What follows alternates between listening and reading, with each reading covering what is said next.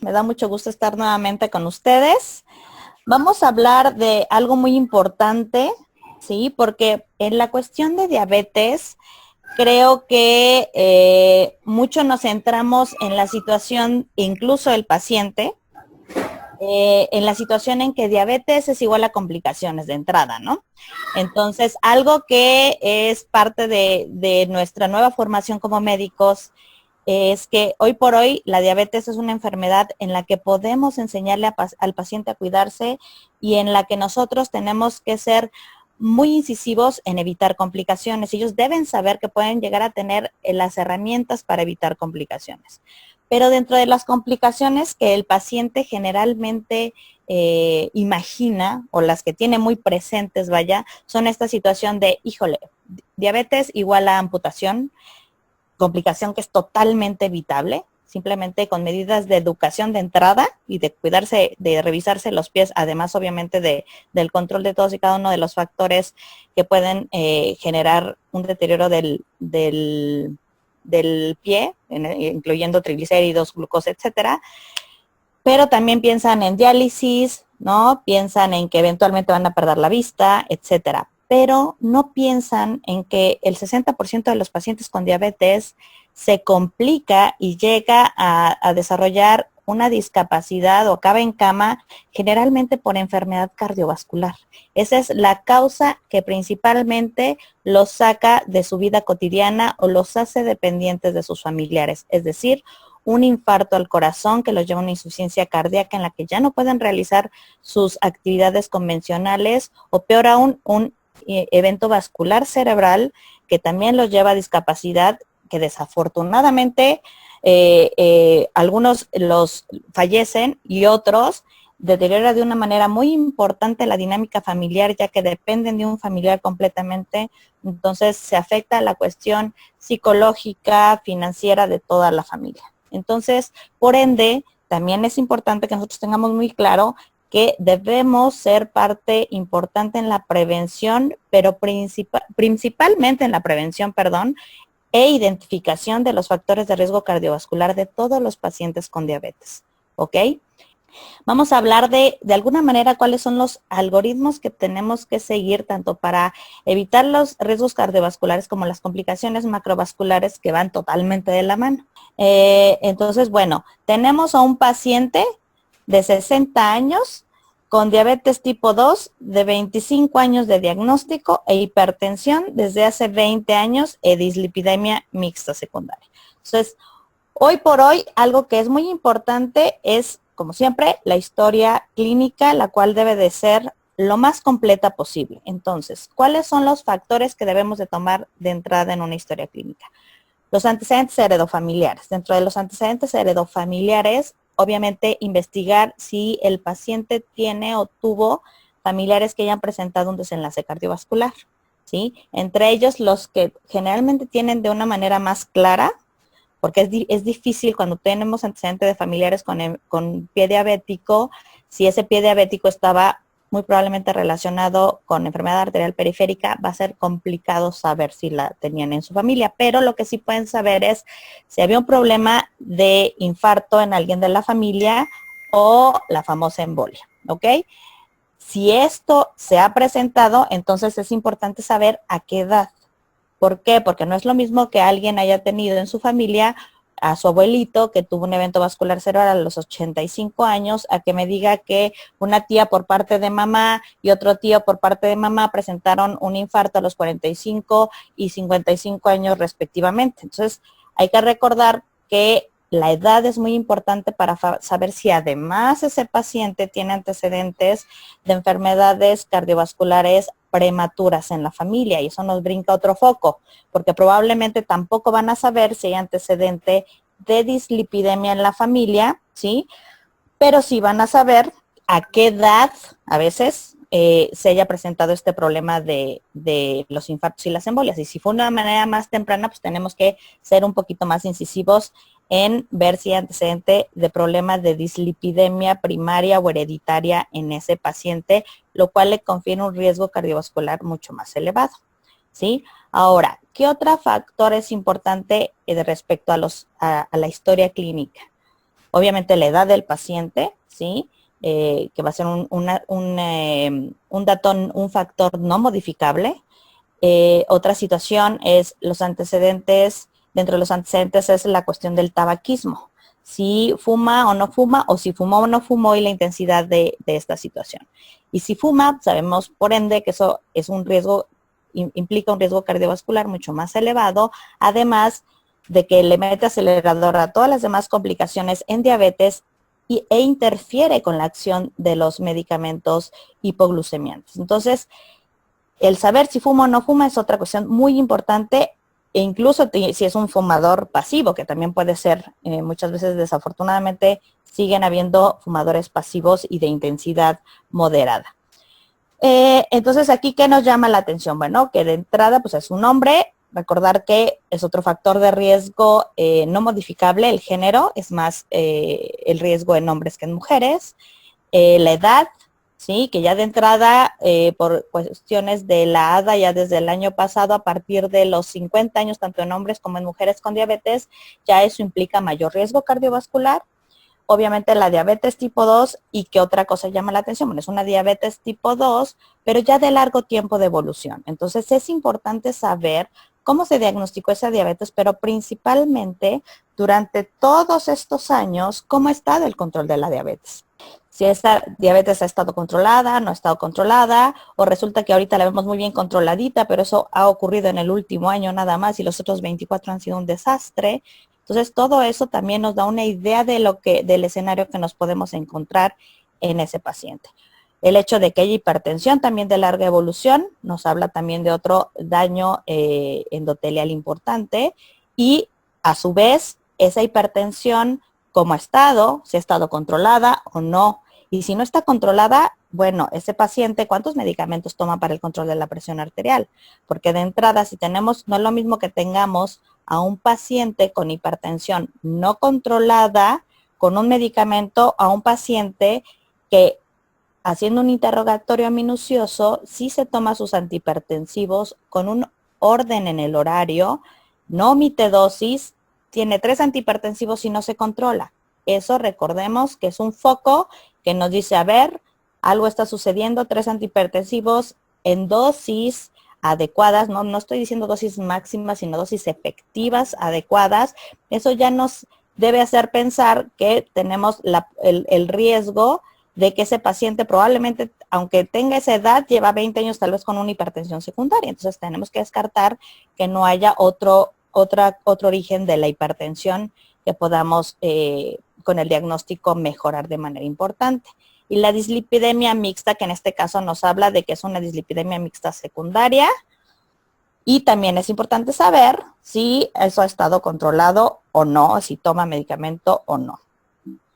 Entonces, bueno, acude a control metabólico. Dentro de la exploración física encontramos que es un paciente que pesa 82 kilos, que tiene una talla de 1,65 y tiene un índice de masa corporal de 30. Entonces, ahí ya tenemos otro diagnóstico. Clásico paciente en México que desafortunadamente tiene una obesidad grado 1. Entonces, eso también ya nos habla de otro riesgo cardiovascular. ¿Ok? El hecho de tener obesidad ya nos habla de que ese paciente tiene también un estado inflamatorio crónico, probablemente una disfunción endotelial asociada además por este fenómeno agregada, ¿no? Entonces, también otra situación que es muy importante cuando identificamos a un paciente con obesidad, ¿sí? Es buscar datos para ver si este paciente no tiene un probable síndrome de apnea y hipopnea obstructiva del sueño. Entonces, también al interrogatorio tenemos que preguntar si el paciente es un roncador importante, si en algún momento el familiar se ha percatado de que el paciente haga pausas durante el sueño, ¿sí? Si el paciente refiere que lo despierta la falta de aire, a veces es así de evidente, a veces no tanto, solo el familiar se percata que hace pausas prolongadas sin respirar, o simplemente el paciente lo que refiere es que constantemente se despierta con cefalea o que tiene un sueño no reparador, o que tiene constantemente sueño diurno, no se queda dormido mientras está haciendo ciertas actividades.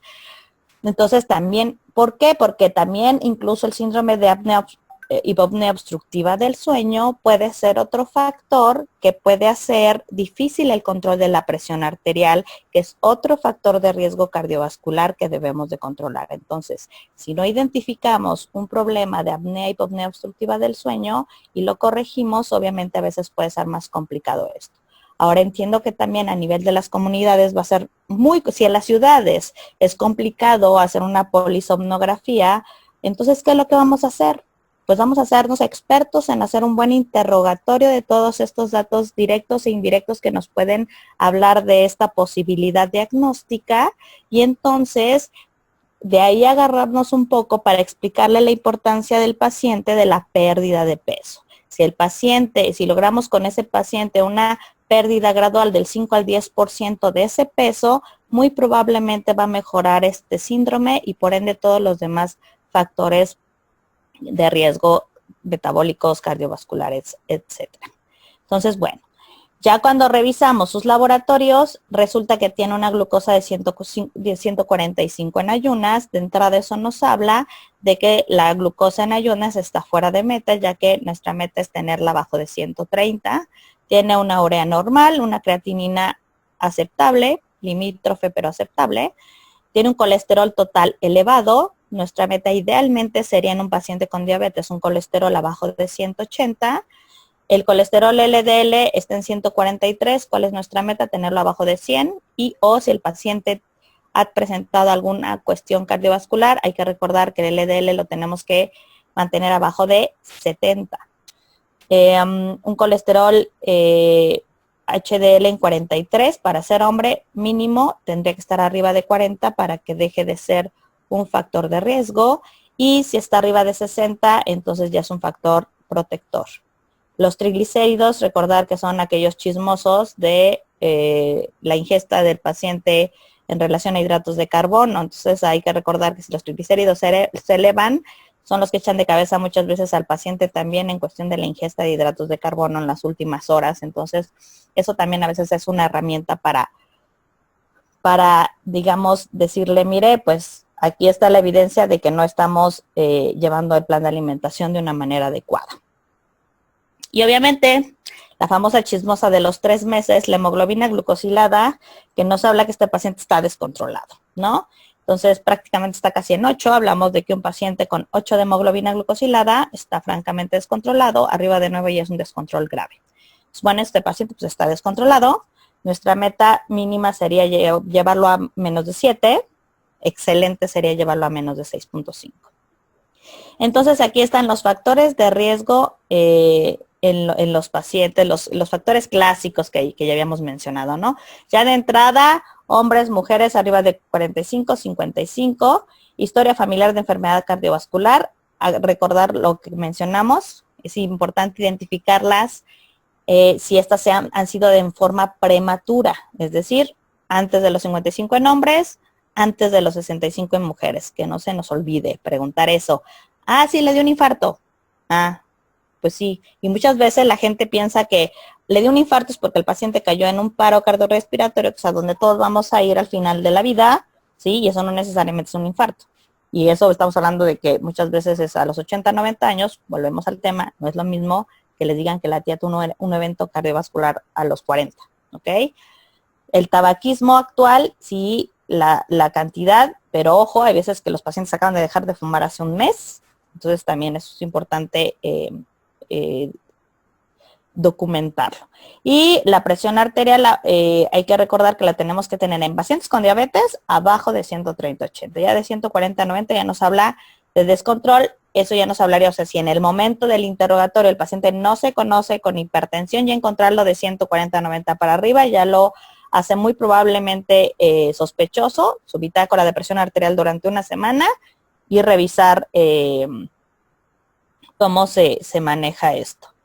Y en el caso de el colesterol HDL abajo en hombres abajo de 40, mujeres abajo de 50, pero en general considerarlo abajo de En general, abajo de 40, ¿no? Ya nos llama la atención. Bueno, entonces, ¿cuáles son los factores de riesgo modificables? Entonces, hay que recordar que esos son en los que nos tenemos que centrar. ¿Cuáles son en donde yo puedo hacer algo por el paciente para reducir esos factores de riesgo cardiovascular? Entonces, siempre desde un principio, nunca está por demás, o sea, aunque el paciente tenga 20 años con diabetes, probablemente el paciente no tiene idea que es la diabetes, ¿sí? Entonces, siempre explicarle qué es la diabetes, qué es lo que ocurre en su cuerpo, cuáles son los otros diagnósticos asociados que el paciente tiene y la importancia de ello, porque volvemos al tema, el paciente piensa en diabetes y solo piensa en glucosa. Entonces, desde un principio tenemos que establecer por escrito, ¿sí?, cada una de las metas que tenemos que lograr con ese paciente. Y entre ellas venimos a los factores de riesgo cardiovascular modificables. Entonces, ellos tienen que saber, al igual que ustedes lo tienen que tener muy claro, la importancia del control de la glucosa, a su vez del control de la presión arterial. Entonces, el paciente debe saber, o sea, aquí ya no se vale que el paciente se quede tranquilo cuando vaya a algún lugar y le chequen la presión arterial y le digan, está bien.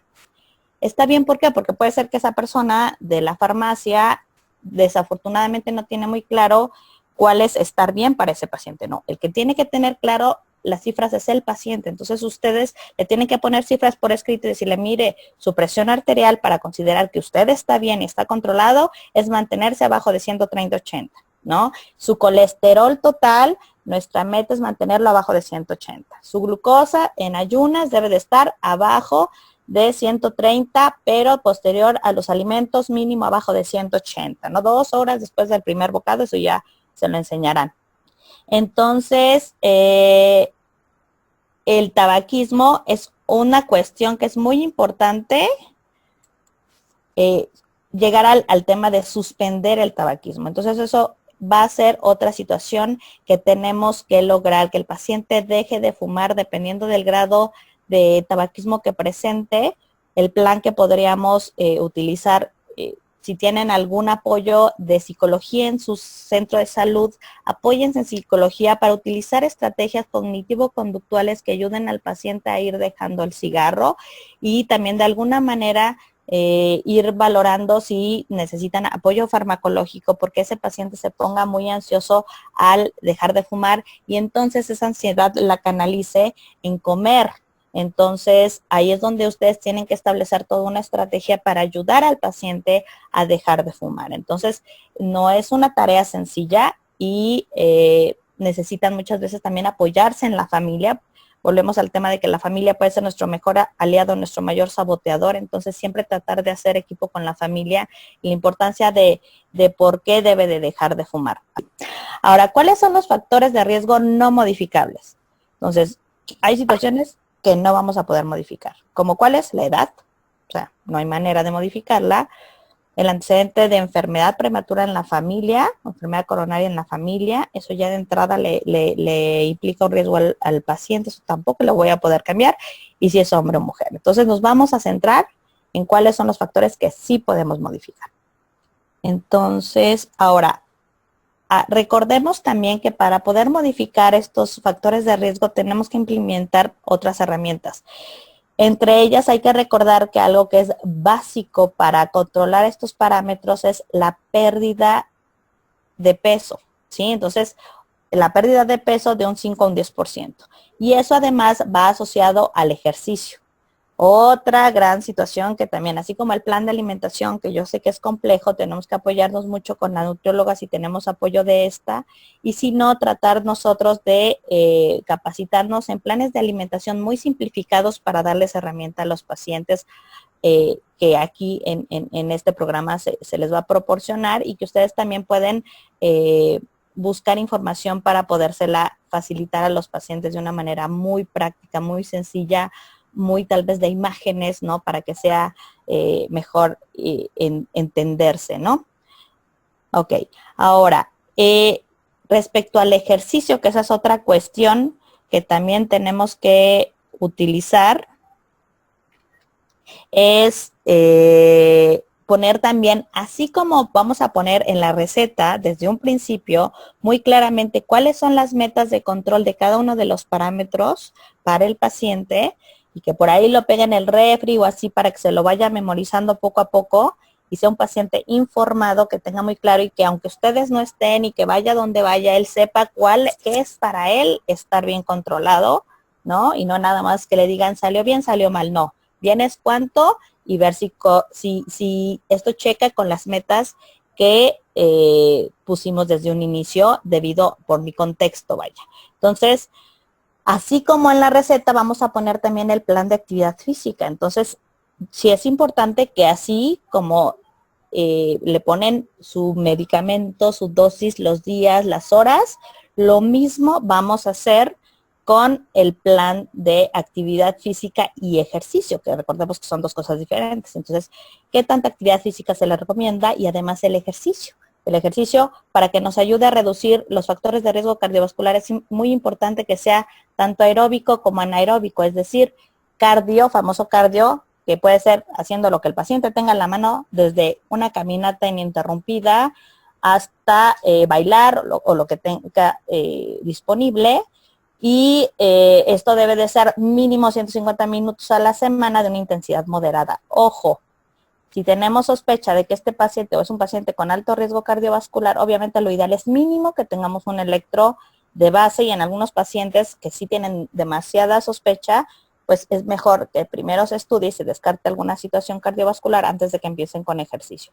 Pero si el electrocardiograma está normal y el paciente de alguna manera es dentro de lo que cabe, está asintomático, bueno, podemos empezar con una actividad moderada y ejercicios tan simples de resistencia, que es la otra parte del ejercicio anaeróbico, por lo menos 3 días a la semana, con su propio cuerpo. Pueden enseñarle estrategias de ejercicio de resistencia, es decir, fuerza, por lo menos 3 días a la semana. Entonces son cosas que tenemos que implementar para mejorar y llegar a las metas que queremos. ¿Ok? Tenemos que este paciente dentro del tratamiento actual tiene metformina de 850 cada 12 horas y amlodipino 5 miligramos cada 24 horas. A la exploración además se encuentran los pulsos disminuidos, los pulsos pedios disminuidos. Idealmente, si encontramos los pulsos pedios disminuidos, lo ideal es irnos a los pulsos tibiales posteriores, ¿sí? Y además, si los tibiales no los encontramos tampoco, hay que irnos a los popliteos, y si no encontramos los popliteos, hay que irnos a los femorales.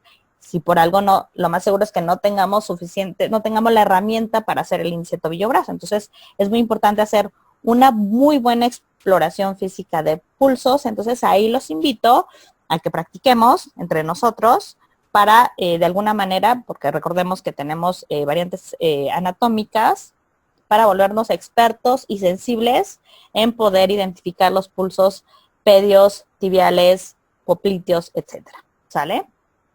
Entonces, resulta que en la exploración física encontramos los pulsos pedios disminuidos, buscamos los tibiales y tampoco los encontramos. Entonces, checamos, en este caso, bueno, aquí hubo la facilidad de hacerle el índice tobillo-brazo, el cual se reporta en 1.4. Entonces, hay que recordar que el valor normal del índice tobillo-brazo es de 0.9 a 1.3, lo cual que implica que el paciente tiene un índice tobillo-brazo elevado, lo cual nos habla muy seguramente de enfermedad aterosclerótica. O sea, esa arteria está endurecida, está francamente alterada. Entonces, bueno, tenemos que algo que van a estar escuchando de una manera repetitiva, que es una tendencia que tenemos que desaparecer y que nos tenemos que improntar en la cabeza, es debemos de dejar a un lado la cuestión o el enfoque glucocéntrico. Es muy importante que nosotros como médicos de entrada tengamos muy claro que diabetes no es igual a solo glucosa, sino que diabetes es igual a tener que controlar todos y cada uno de los parámetros que pueden llevar a un desenlace desfavorable al paciente que vive con diabetes. Y esto implica atender y controlar la glucemia, solo la glucemia y olvidando el resto de los componentes modificables está fatal. Entonces, hay que recordar, como ya mencionamos, los otros factores de riesgo modificables, que incluye también triglicéridos, hipertensión, reducir de peso, etcétera. ¿Y cuándo ese riesgo cardiovascular se va a reducir? ¿Se va a reducir el riesgo cardiovascular? Sí y solo si todos y cada uno de los factores de riesgo sean controlados, ¿no? Creo que la vez pasada lo comentamos de esta manera y es así como yo se lo explico a los pacientes. El paciente llega muy feliz, ¿no? A su control de 3 meses y yo, bueno, ¿y sus estudios? Sus estudios de control todo este año que nos dejamos de ver, hablando específicamente de uno de los protocolos que se están llevando en el instituto. No, pues es que yo me sentía bien, punto número 1, es algo que le tenemos que quitar de la cabeza.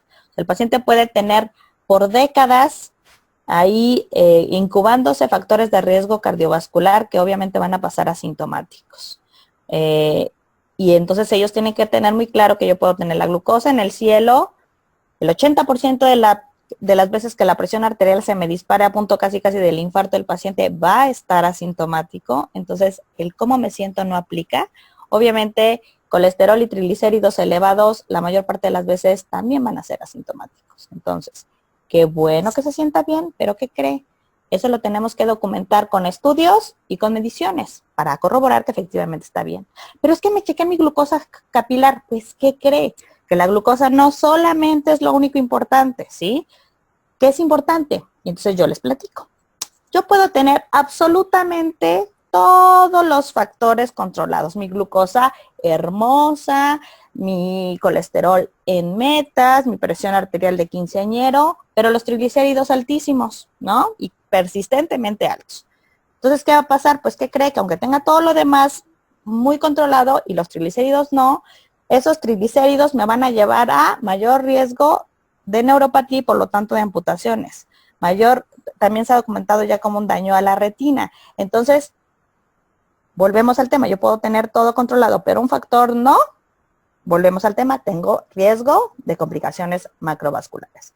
Puedo tener todo súper controlado, menos la presión arterial, ¿qué va a pasar? Daño a riñón, daño a retina, más riesgo de infarto o de eventos vasculares cerebrales en general, ¿no?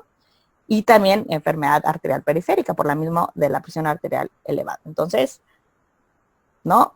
Ahora, puedo tener glucosa controlada, triglicéridos controlados, pero presión controlada, pero colesterol no.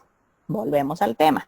Tengo todo controlado, pero el colesterol no, porque no me duele, porque no lo considero importante. Pues, ¿qué cree? Eso también es un riesgo para enfermedad arterial periférica y amputaciones, para infartos al corazón y para infartos cerebrales. Entonces, es importante, ¿sí? Entonces, vamos disecando, o al menos con ellos, voy disecando cada uno de los parámetros y les explico el desenlace desfavorable que pueden llegar a tener porque uno de todos esté descontrolado. Ahora imaginémonos el escenario en el que varios están descontrolados. Entonces, obviamente, eso implica eventualmente un desenlace desfavorable. Entonces, pero lo tenemos que tener primero claro nosotros y como tal, transmitírselo constantemente a los pacientes, porque desafortunadamente, como yo les digo, tenemos memoria selectiva. Entonces, a pesar de que uno lo explique, no demos por sentado que el paciente con tanta información, pues toda se la va a llevar a casa. Entonces, primero, por escrito. De entrada, como una receta, desde un principio ponemos las cartas sobre la mesa y le explicamos qué es la diabetes, ¿sí? La importancia de su control. El control implica todos los factores de riesgo cardiovascular y por escrito, a dónde vamos a llegar con cada uno de ellos, cuál es nuestra meta y dónde nos tenemos que mantener. Y posteriormente, las estrategias que vamos a utilizar por escrito, suspender tabaquismo por escrito, cuál va a ser una meta realista a corto plazo de pérdida de peso gradual. Es decir, decirle de aquí a 3 meses le propongo que perdamos 5% de peso. Eso implica aprox en casi la mayoría de las pacientes 1,5 kilos por mes, algo bastante realista, ¿sí? Entonces, y así llegaremos a un 5% de peso, lo cual implica una reducción de riesgo cardiovascular importante porque vamos a reducir todos y cada uno de los factores. Ejercicio tal y tal. Acudir con nutrióloga y o si no contamos con ese apoyo, pues nosotros ir partiendo de estrategias muy realistas como simplemente que deje el refresco si toma refresco, simplemente ir contabilizando la cantidad de carbohidratos que consume, ¿no? De una manera realista, volvemos al tema y dependiendo de los recursos que el paciente tenga en la mano, y así, pero todo aquí, el ejercicio, tantos días, tanto tiempo, bla, bla, bla. Incluso yo les digo, a ver, ¿usted qué propone? ¿Qué le gusta que tiene a la mano? Usted propone esto, perfecto. Usted lo propone y vamos sentándolo por escrito, ¿ok? Entonces, todo eso es muy importante. La que sigue, por favor. Eso ya lo habíamos mencionado. Ajá. Exacto, la siguiente. Ahora, ¿el paciente se encuentra en metas de control? Ya lo comentamos. No. Entonces, la siguiente, por favor. El paciente tiene el colesterol elevado, tanto el colesterol total como el colesterol LDL. Los triglicéridos sí estaban controlados y la hemoglobina glucosilada está francamente fuera de meta. Entonces, hay que recordar las metas de tratamiento y esas así tal cual se las van a poner en su carnet o receta, etcétera, ¿no? Entonces, nada más para agregar dentro de las metas, como ya mencioné, presión arterial abajo de 130/80, triglicéridos abajo de 150, que en este caso el paciente tenía 130 de triglicéridos, estaba en meta. El colesterol total, el paciente estaba arriba de 200, nuestra meta es llevarlo a menos de 180. El colesterol LDL dependerá del paciente. Si el paciente, por ejemplo, en este paciente, ¿cuál va a ser nuestra meta en especial del colesterol LDL? Simplemente con los datos que tenemos. Si yo estoy viendo que ya tengo un índice tobillo-brazo arriba de 1.3, está en 1.4, eso ya en automático me habla que el paciente tiene enfermedad arterial periférica. Y por lo tanto, eso me está hablando así un foco rojo horripilante en el que yo tengo la obligación de descartar enfermedad arterial en otros lugares, carótida, coronaria, etcétera, ¿sí? Entonces el paciente ya, el hecho de que tenga una enfermedad arterial periférica ya nos lleva a que el paciente tiene un factor de riesgo cardiovascular incrementado. Y por ende, volvemos al tema, nos hace obligatorio descartar enfermedad arterial en otros sitios del cuerpo. Entonces yo sería mucho más estricta en el control de este paciente y de entrada yo lo llevaría al paciente a mantener el colesterol LDL abajo de 70 y lo mantendría con una estatina de alta potencia, una dosis generosa, por lo menos atorvastatina 40 miligramos, ¿sí? Entonces, en este paciente no lo llevaría a menos de 100, él estaba con un LDL francamente elevado, lo vamos a llevar a menos de 70 y a una no HDL, si no tuviera esa alteración del índice tobillo-brazo, lo llevaría a menos de 130, pero ya con eso ya lo consideraría como un paciente de muy alto riesgo y lo llevaría a menos de 100. ¿Ok? Ojo con eso. Ya tenemos ahí un foco rojo en un paciente en el que estamos documentando una complicación macrovascular que puede estar muy asociada a alguna situación ya cardiovascular también. Si no tenemos eso, lo tenemos que dar como una posibilidad muy alta. Este es debido al resultado del índice tobillo-brazo, afortunadamente algo que tienen muchos a la mano, usted pide un electrocardiograma y ese es el electrocardiograma que vemos en el paciente. Entonces, ¿ustedes qué opinan de ese electrocardiograma? Pues a simple vista no parecería un electrocardiograma francamente alterado, ni mucho menos, fuera de que por ahí la frecuencia cardíaca está un poquito en el límite, no parecería un electrocardiograma que llame mucho la atención. Así es. Entonces, es un electrocardiograma que se ve normal, ¿no?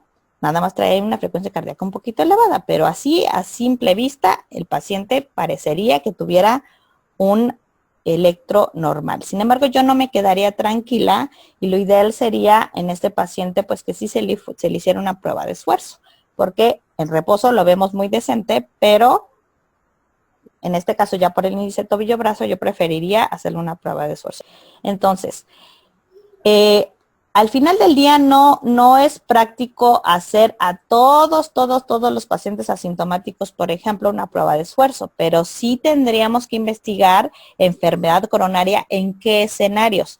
Síntomas cardíacos atípicos. Hay que recordar que el paciente con diabetes muchas veces no va a tener enfermedad cardiovascular, la mayor parte de las veces asintomática.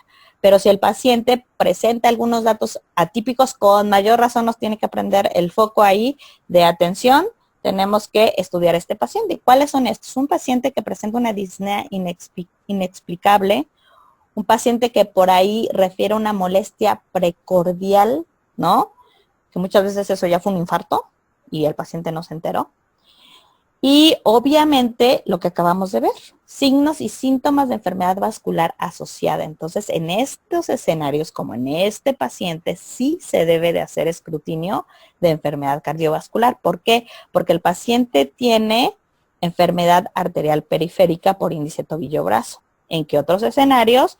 Soplos carotidios, ¿sí? Si el paciente ha tenido un cuadro clínico que sugiera altamente un ataque isquémico transitorio, obviamente en un paciente que haya tenido una enfermedad vascular cerebral, un paciente que presente datos de claudicación, que desafortunadamente son los menos, bueno, no son los menos, pero sí es menos de la mitad de los pacientes con enfermedad arterial periférica van a presentar claudicación.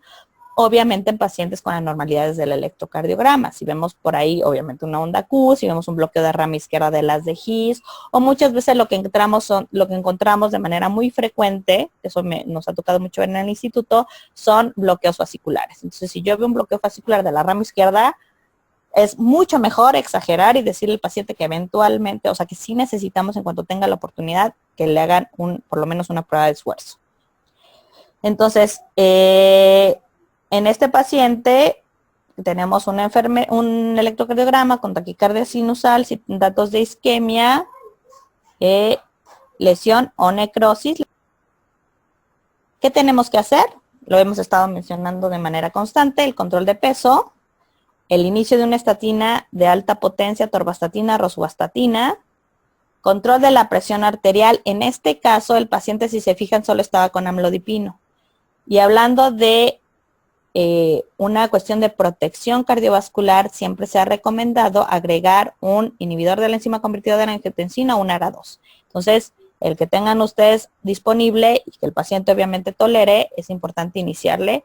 Y obviamente, en este caso que estamos hablando de un paciente con alto riesgo cardiovascular, hay que recordar el antiagregante plaquetario, en este caso la aspirina.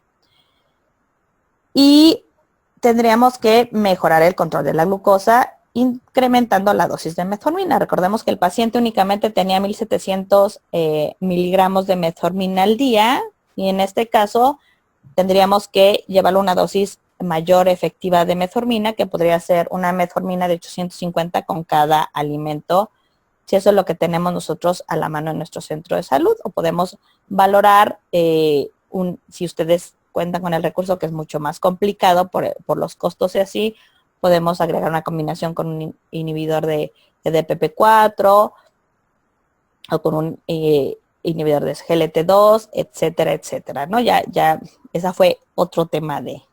Entonces, recordar que la dosis indicada de ácido acetilsalicílico todavía hasta las últimas guías, incluyendo la del 2020, la dosis sigue siendo de 75 a 162 miligramos al día. Y recordar lo que se considera importante en pacientes con un alto riesgo cardiovascular, ¿no? Estamos hablando de un riesgo cardiovascular a 10 años mayor al 10%, tanto en hombres como en mujeres que tengan más de 50 años, que además tengan antecedente, si además tienen antecedente de enfermedad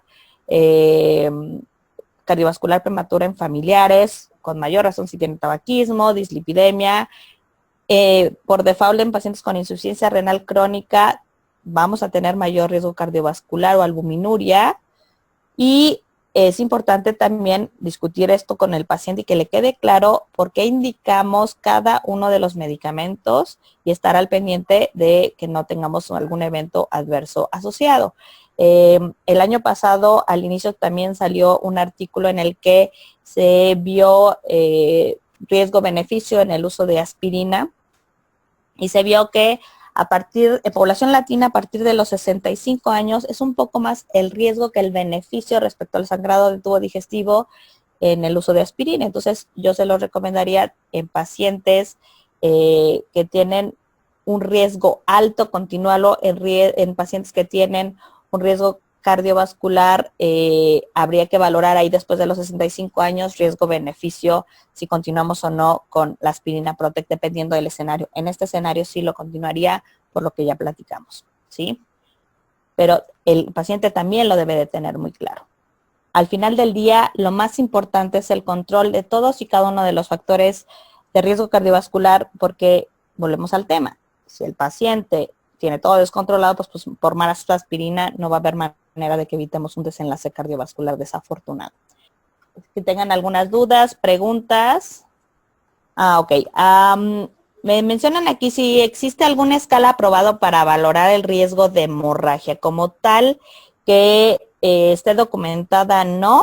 Ahora, ¿cuáles son las situaciones que debemos de tomar en consideración? Volvemos al tema de la edad, o sea, si tiene mayor de 65 años, nuestro paciente podría tener un poquito más de riesgo de que pudiera tener sangrado de tubo digestivo. Ahora, si tenemos un paciente que tiene el antecedente de sangrado de tubo digestivo recurrente, ya sea alto o bajo, ahí tendremos que ser muy cautelosos en ver si lo indicamos o no, porque probablemente aquí es mejor enfocarnos en controlar los factores de riesgo cardiovascular más que como tal dejar la aspirina Protex si tenemos un paciente que tiene como tal ya ese antecedente.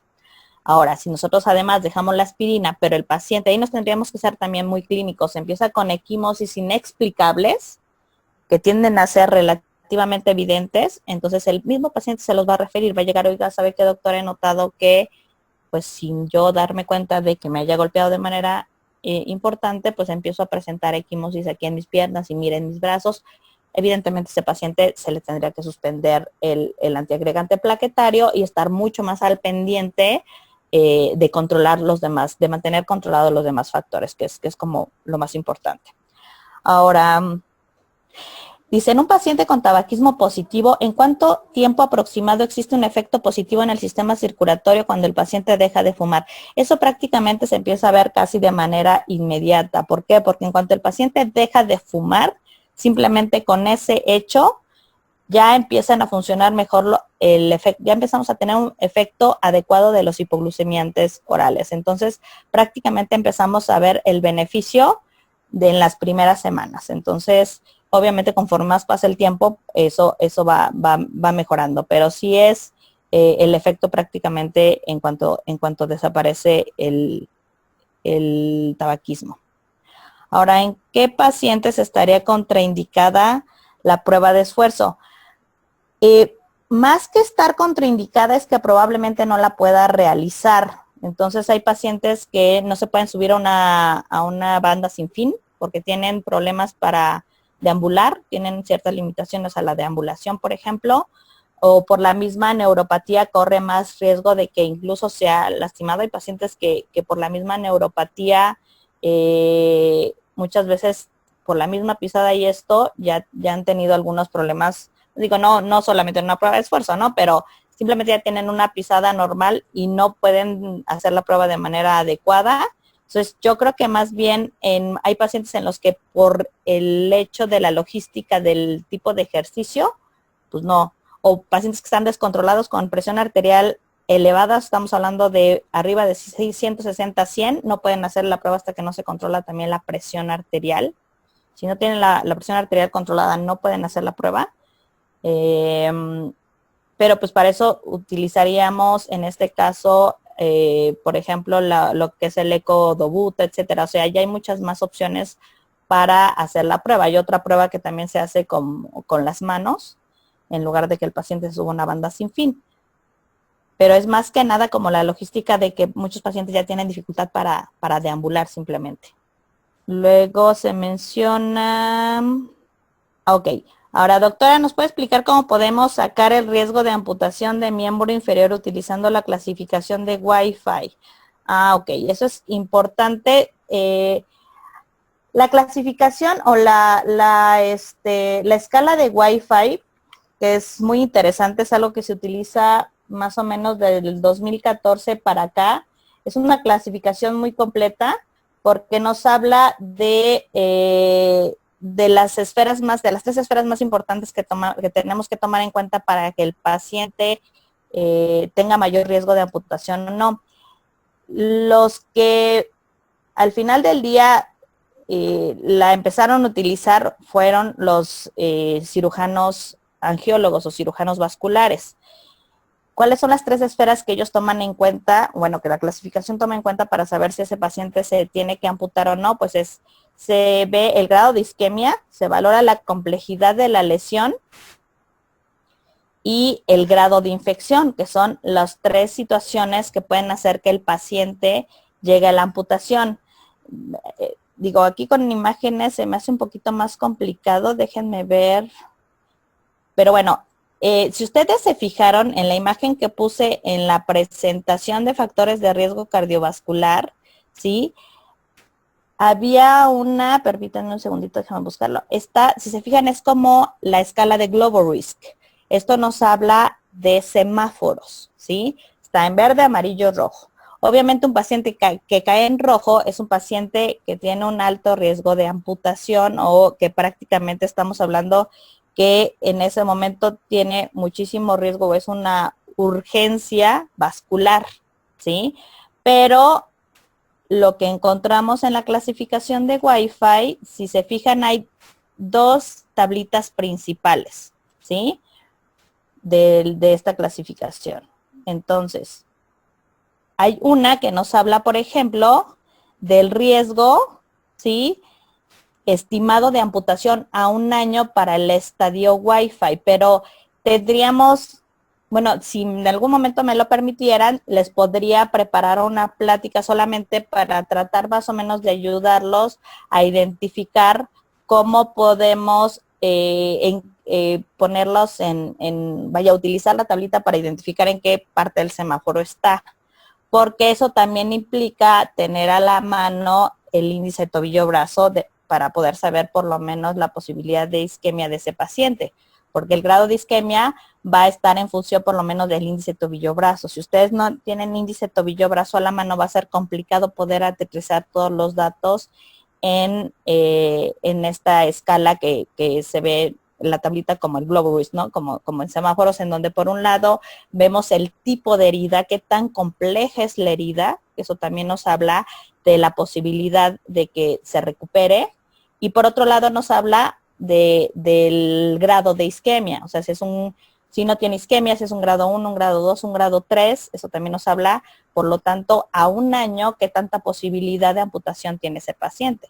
Pero por otro lado, tenemos otra tablita que nos habla de la probabilidad estimada de la necesidad-beneficio de revascularización, asumiendo que se puede controlar la infección primero, pero de ahí también va a depender de la complejidad de la herida y del grado de isquemia también del paciente. Entonces eso también nos va a dar otro tipo de posibilidad de que si se revasculariza el paciente, hoy por hoy ya se hacen unas cosas extraordinarias de revascularización en donde de verdad uno ve la herida y dices, no, o sea, esto es amputación. Pero no, sí se puede llegar a revascularizar, pero para eso se utilizan herramientas del laboratorio vascular. Entonces, mínimo necesitamos índice de tobillo-brazo.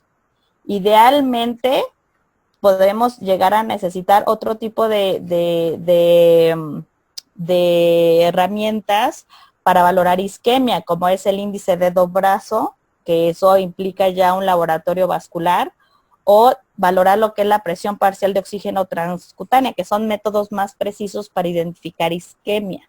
Si no tenemos esos elementos, es mucho más difícil aterrizar en la escala de Wi-Fi el grado de isquemia y por lo tanto poder utilizar la tablita para saber exactamente en dónde está ese paciente. Es una herramienta en la que necesitamos más elementos de gabinete, ¿no? Entonces, con base en esos grados, podemos estratificar al paciente si está en verde, amarillo, rojo, para el grado de amputación.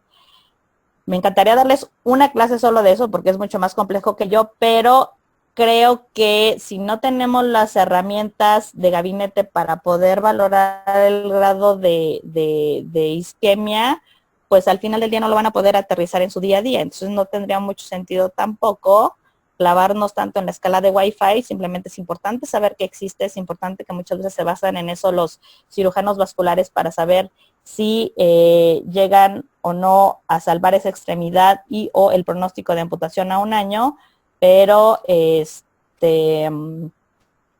pero en el servicio social veo muy complicado poder que la puedan utilizar, pues no llega a ser como muy práctica, pero sí es una manera de que nosotros aterricemos que hay 3 factores muy importantes para identificar la posibilidad de que ese paciente tenga un desenlace muy desfavorable en una situación de enfermedad vascular, digo, enfermedad arterial periférica.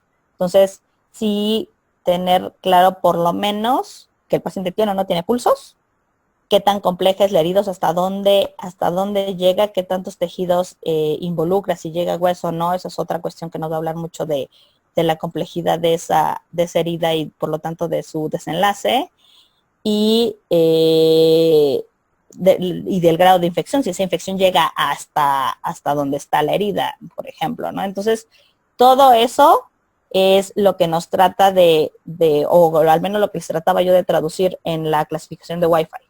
Digo, ojalá y eventualmente en los centros de salud todo el mundo tuviéramos la oportunidad de por lo menos poder realizar el índice tobillo-brazo.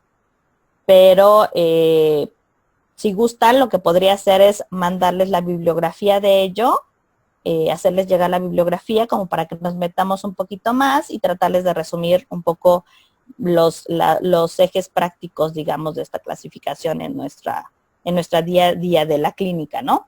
Y que lo conozcan más. Hasta luego, los invitamos a participar, compartan sus casos, que estén muy bien. Lindo fin de semana a todos, gracias doctora Ivette.